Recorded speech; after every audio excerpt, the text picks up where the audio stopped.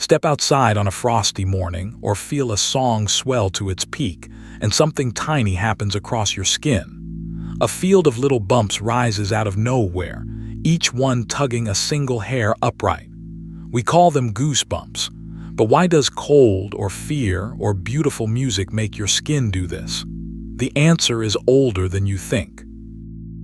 Look very closely at your skin and you'll see it's dotted with hairs, each growing from a tiny pit called a follicle. Most of these hairs are so fine and pale you barely notice them, but every single one is wired up, ready to move. And it's the movement of these hairs that creates the bumps you feel. To understand how, we need to zoom in further. Attached to the base of nearly every hair is a microscopic strand of muscle. Its name is the Arrector pili, Latin for the razor of hair. It's a sliver of smooth muscle that runs at an angle from deep in the skin up to the side of the follicle. You have millions of them, and you can't move a single one on purpose. They answer only to automatic signals.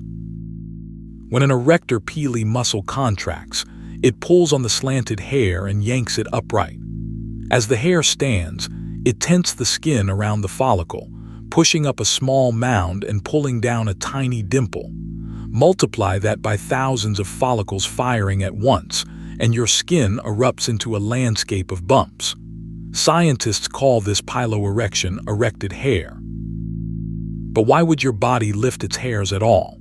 To answer that, we have to leave the human body behind and visit our furry relatives, because goosebumps make far more sense on an animal covered head to toe in thick hair.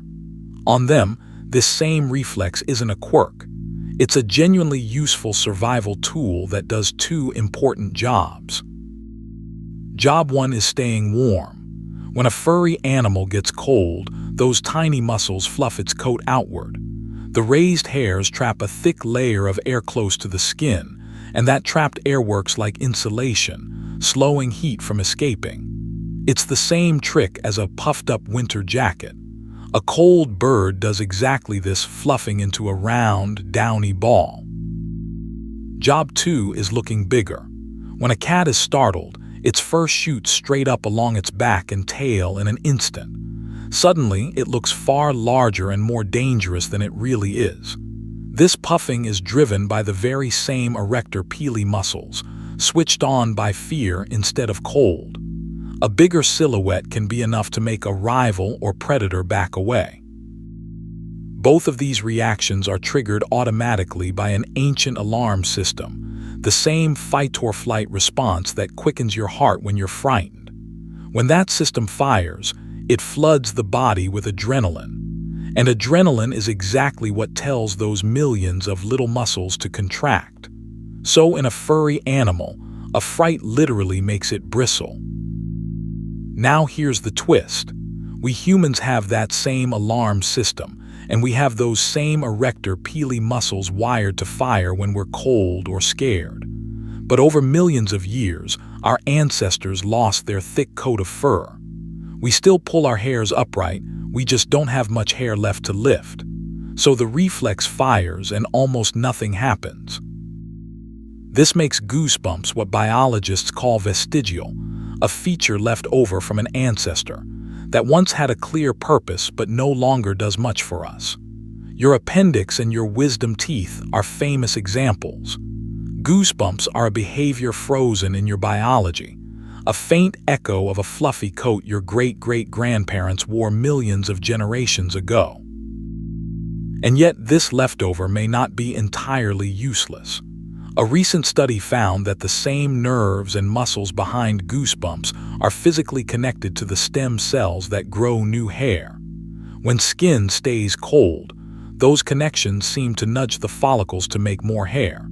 So a reflex we thought was pure junk might quietly help keep our coat growing. But there's one trigger that has nothing to do with cold or with danger.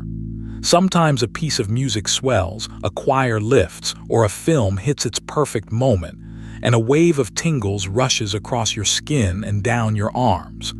Goosebumps brought on by sheer beauty. Researchers have a lovely name for this feeling.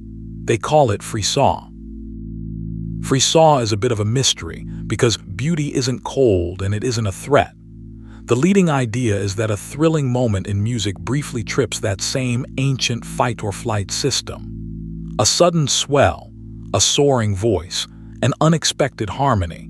Your brain reads it as something powerful and surprising and fires off a jolt of adrenaline before you've had time to think. Brain scans reveal something even sweeter. When people feel these musical chills, the brain releases dopamine, a chemical tied to reward and pleasure, in the very same circuits lit up by food or by falling in love. So the goosebumps that ripple through you during a stunning song are your reward system cheering. Your skin is celebrating along with your mind. Curiously, not everyone gets these musical chills, and scientists are still working out why.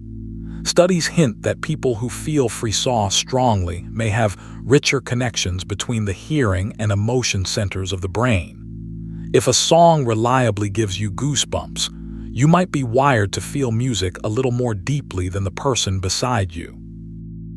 So the next time your skin prickles into goosebumps, remember what you're really feeling. Tiny muscles, older than humanity, tugging at hairs you mostly don't have, on the orders of an alarm system built to fluff a furry coat. Sometimes for cold, sometimes for fear, and sometimes beautifully just because a song was too gorgeous to take quietly. A leftover reflex from a furry past, still firing on your modern skin, and sometimes turning music into something you can actually feel. If a little wonder is your kind of thing, follow the Curious Owl, where we find bite-sized wonder every single day. We'll see you in the next one.